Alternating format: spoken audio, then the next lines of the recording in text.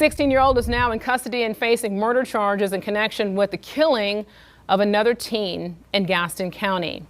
Queen City News anchor Robin Kennedy live at the Gaston County Jail. And when you talk about the story, Robin, I just have to pause because we are talking about a teen, and the victim's family says he was just walking to the store to get something from his mom when he was shot and killed. Yeah, Alicia, a very tragic story here in Gaston County. Police will not tell us if the victim and the suspect knew one another, but the victim's family says the teenagers had disputes in the past. But sadly, this one ended with one teenager dead and another here in the Gaston County Jail. Talise Dawkins will never forget the last words she spoke to her son, 16-year-old Zaquavius Dawkins. He gave me a kiss and I'll be back. I said, I love you too. Zaquavius, known as Tank, was a football player at Ashbrook High School. He was everything, y'all. He was just so uplifting. He was a miracle. Zaquavius's cousin, Yana Galloway, says Tank had health issues when he was a baby. But when he was cleared to play football, he thought that was his ticket to success. Y'all, he was so happy. He was happy. He would tell his mama, Mama, I'm going to take us away from here. Talise says her son, her only child, went to the store to get her some medical supplies Sunday night. And on the way, he was shot and killed near another store on North Chester Street. And my son was always there no matter what. That was my everything. On Tuesday, police announced an arrest. The teenager accused of shooting Zaquavius, 16-year-old Sean James Curtis Simpson, is in the Gaston County Jail, charged as an adult with first-degree murder. All right, guys, so we got to talk about a story out of Gastonia, North Carolina, involving two 16-year-olds, one by the name of Zaquavius Tank Dawkins, who was fatally shot while walking to a store on North Chester Street to pick up items for his disabled mother. And then the other teenager involved was Mr. Sean James Curtis Simpson, a classmate from Ashbrook High School, who was arrested and charged with first-degree murder and attempted first-degree murder in connection with the shooting. Now, we don't know exactly why this happened, but family members of Dawkins reported that Simpson had previously harassed and threatened him at school. So apparently there may have been some altercation between the two that led up to this. But the reason why I'm covering this story is because the teenager here that has been arrested for murder is now finding out that, hey, you know, when you participate in criminal activities, there are severe consequences. In the case of this individual, his life is over in regards to his freedom. Okay, he found that out due to the fact that he is being charged as an adult because of a new law change in North Carolina that allows 16 to 17-year-olds to be charged as adults, okay? And because this individual is now being charged as an adult, he's going to be denied bond, and he probably won't see the light of day ever again, okay? At least not for a long time. And when he realizes this reality, he's going to break down in tears and almost collapse in court. So without further ado, let's go ahead and get into this.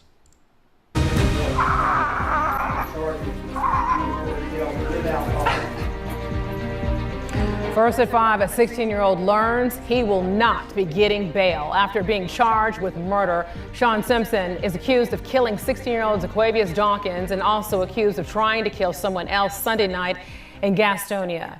Well, Simpson is now being charged under a law change which allows 16 and 17-year-olds to be charged as an adult in certain crimes. But that did not make things any easier for anyone involved today, as you just saw.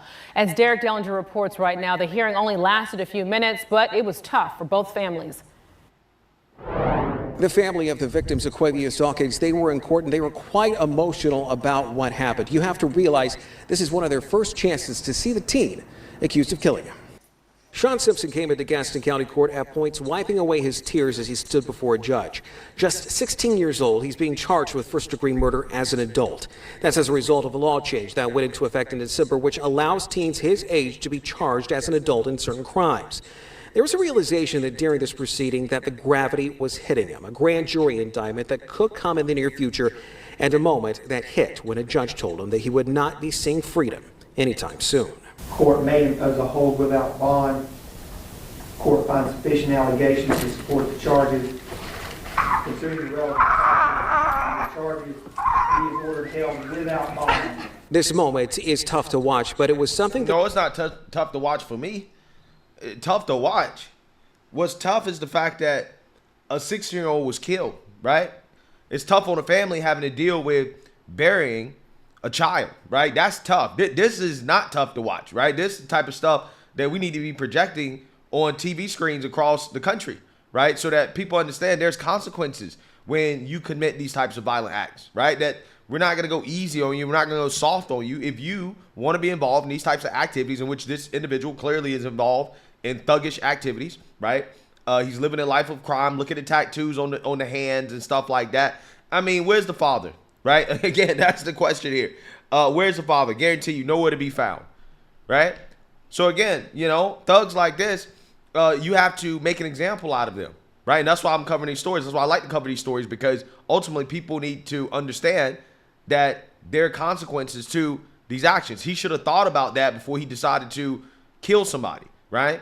In which, you know, allegedly this individual had pulled up on a 16-year-old in the back of a black Tesla and then started to open fire on the 16-year-old as he was walking to the store, right? So it was a drive-by shooting. To me, it seems premeditated. You know, individuals like this should not see the light of day. It is what it is, right? They're just too dangerous. You have individuals that are too dangerous. Like if you are prone to committing these types of violent acts, you're too dangerous to be able to participate in society with everybody else, right? You're just too dangerous, okay? It is what it is.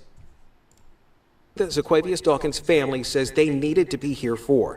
Simpson accused of killing Dawkins Sunday night along Chester Street. Simpson also accused with attempted first-degree murder involving another victim. Dawkins' family says he was going to get medical supplies for his mother when he was killed. After Wednesday's court appearance, things were still raw for Dawkins' family. It's affected everybody, even the neighborhood that he lives in. It affected everybody. Her grandson overcoming health issues as a baby and eventually playing football at Ashbrook High School. In recent days, and even after court Wednesday, Dawkins' family could not help but tell us how kind he was. He was sweet. He was kind. He would do anything for anybody. Which has made this all the more tough. But there's a realization here from Dawkins' family that justice must come, even for a suspect that's so young. He is really young, and he took an innocent life, which was a part of me. I felt bad, you know, but I mean, you know, you out here doing big good things, and this is what's going to happen. You got to suffer the consequences. Simpson's next court date is set for February, though we're told he could be indicted by a grand jury before then, but he will remain in jail given the charges. At the Gaston County Courthouse, Derek Dellinger, Queen City News. Yeah, so again, it's just amazing how the tears come out, you know, when they realize that, hey, they're not going to be able to get away with committing these types of violent crimes. You know, it's stories like this that we should be putting out there, that should be used as an example for criminals who want to commit these types of violent acts, that you will be held accountable and that you will be punished to the fullest extent of the law, and that you will not see the light of day anymore, right? You will not be able to enjoy your life as you know it if you're going to live a life of crime. And that's the one thing that we've seen a lot over the last 4 years of Democrat rule, the Biden administration, is these young scholars being out of control, right? Being agents of chaos within these cities.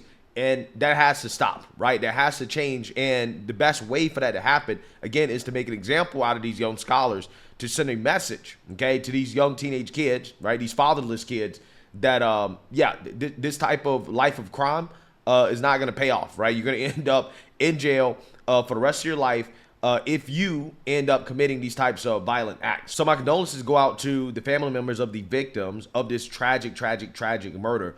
And I'm hoping that stories like this set an example that will prevent other teenagers from participating in these types of activities, knowing that, they're not going to get a slap on the wrist for it. So let me know what you guys think. Make sure you like, comment, and subscribe. Most importantly, share a Black conservative perspective. Peace.